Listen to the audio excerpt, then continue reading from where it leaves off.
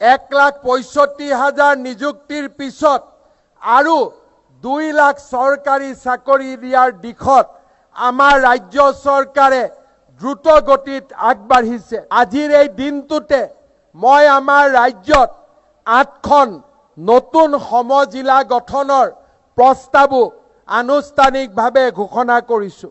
আমাৰ ৰাজ্যত ইতিমধ্যে 78খন সমজিলাৰ অধিসূচনা জাৰি কৰা হৈছিল। ইয়াৰ 49খন সমজিলা আনুষ্ঠানিকভাৱে উদ্বোধন কৰা হৈছে। আজি স্বাধীনতা দিৱসৰ এই শুভক্ষণত মই ৰাজ্যত নতুনকৈ আৰু 8খন সমজিলা গঠনৰ সিদ্ধান্ত ঘোষণা কৰিছো। এই নতুন সমজিলা কেইখন হ'ব কমলপুৰ, বৰহমপুৰ, ৰঙানদী, চিচিৰ বৰগাঁও, চাবুৱা লাহুৱাল, খুমটাই, কাটিগড়া, সৌভাগ্য আৰু বৰখলা। দুৰ্ভাগ্য হৈছিলে যিসকলক স্বামীয়ে বিবাহৰ পিছত পৰিত্যাগ কৰিছিলে।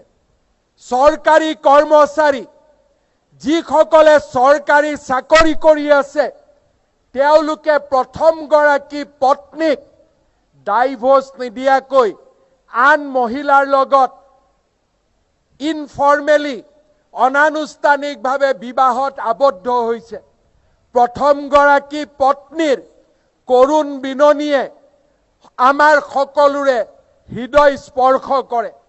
আজিৰ স্বাধীনতা দিৱসৰ পতাকাৰ তলত থিয় হৈ আমি সিদ্ধান্ত গ্ৰহণ কৰিছো যে যিকোনো চৰকাৰী কৰ্মচাৰীয়ে যদি প্ৰথমগৰাকী পত্নীক পৰিত্যাগ কৰে, প্ৰথমগৰাকী পত্নীয়ে চৰকাৰক আবেদন কৰাৰ লগে লগে সেই চৰকাৰী কৰ্মচাৰী বিষয়াৰ দৰমহাৰ 20% আমি কৰ্তন কৰি সেই পৰিত্যক্তা পত্নীৰ একাউণ্টত আমি জমা দিম, যাতে সেইগৰাকী পত্নীয়ে নিজৰ জীৱন নিৰ্বাহ কৰিব পাৰে।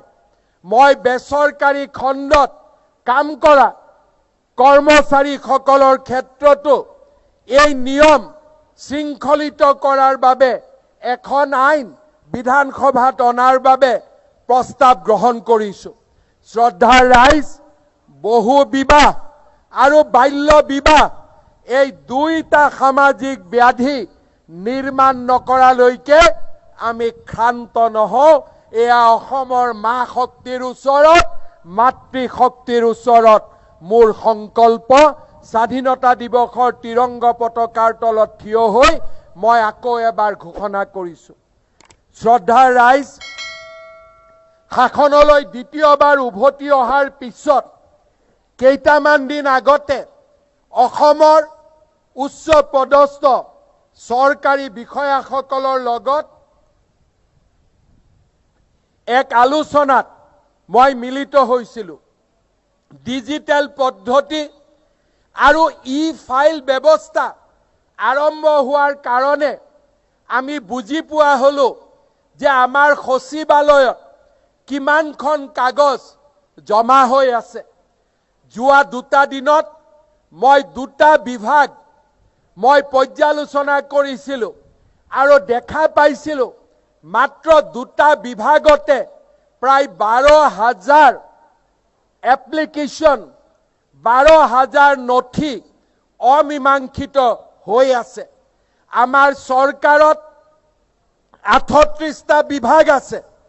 অৰ্থাৎ আমি যদি অনুমান কৰিব পাৰো তেতিয়াহ'লে আমি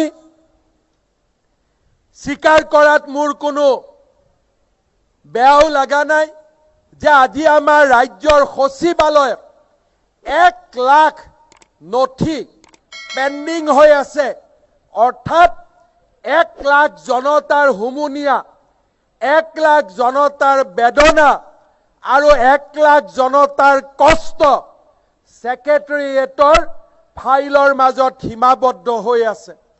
আৰু যদি আমি এই হিচাপ সঞ্চালকালয় আৰু ডিসি কোৰ্টলৈকে যদি আগবঢ়াই লৈ যাওঁ, মই অনুমান কৰিব পাৰো যে আমাৰ ৰাজ্যত 5 লাখতকৈও বেছি এপ্লিকেশ্যন, বেছি ফাইল আজিৰ দিনটোত পেণ্ডিং হৈ আছে নিষ্পত্তিৰ আশাৰে ৰাইজে অপেক্ষা কৰি আছে।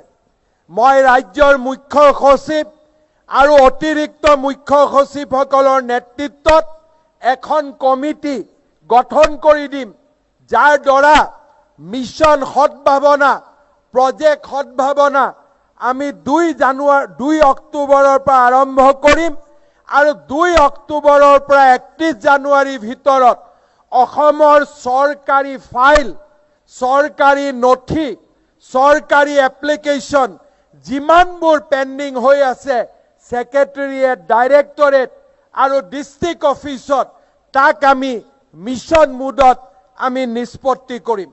চৰকাৰী বিষয়াসকলক মই আকৌ এবাৰ সতৰ্ক আৰু সাৱধান কৰি দিব বিচাৰিছো। আমাৰ ৰাইজ পৰিৱৰ্তন হৈছে। ৰাইজৰ সহিষ্ণুতা আৰু ৰাইজৰ ধৈৰ্যৰ পৰীক্ষা লোৱাৰ সময় এতিয়া পাৰ হৈ গ'ল। কোনোবা চৰকাৰী বিষয়া আৰু চৰকাৰী কৰ্মচাৰীয়ে যদি ভাবে যে এতিয়াও ৰাইজৰ ধৈৰ্য আৰু ৰাজ্যৰ সহিষ্ণুতাৰ পৰীক্ষা লোৱাৰ সময় আছে, তেতিয়াহ'লে মই কম যে তেওঁলোকে মূৰ্খৰ স্বৰ্গত বাস কৰিছে। এতিয়া ডিজিটেল যুগত ৰাইজ সতৰ্ক, ৰাইজ সক্ৰিয়।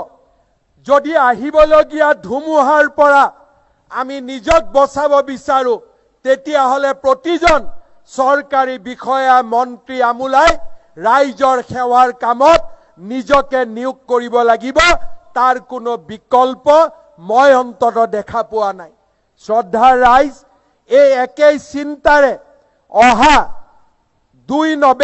অহা ডিচেম্বৰ মাহৰ পৰা আমি মিছন বসুন্ধৰা 4.0 আমি আৰম্ভ কৰিম।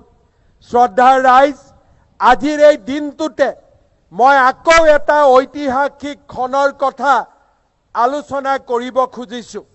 1901 চনত উচ্চ শিক্ষাৰ আৰম্ভণিৰে অসমত কটন কলেজৰ জন্ম হৈছিল। আজি 2026 চন, অৰ্থাৎ কটন কলেজে 125 বছৰৰ গৌৰৱময় ঐতিহ্য পূৰ্ণ কৰিলে।